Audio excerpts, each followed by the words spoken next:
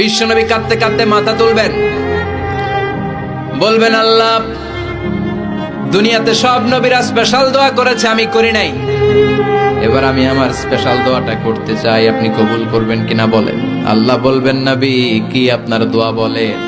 বিশ্বনবী বলবেন, আমার একটা উম্মত যার অন্তরের মধ্যে যাররা পরিমাণ ঈমান আছে, একবার আপনারে আল্লাহ বলে ডেকেছে, একবার আমি বিশ্বনবীর উপর দুরূদ পড়েছে, একবার শাহাদাতের বাণী আমার যে গুনাহগার উম্মত দুনিয়ার বুকে থেকে ঘোষণা দিয়েছে, ওই একটা উম্মত যদি জান্নাতে ঢুকতে না পারে, আপনি আমারে জান্নাতে ঢুকাতে পারবেন না।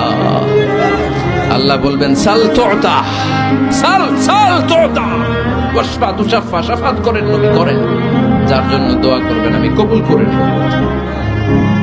দুনিয়াতে বিশ্বনবী কম কষ্ট সহ্য করে নাই। 3 বছর শিয়াবে আবি তালেবে জেল খেটেছে। কয় বছর?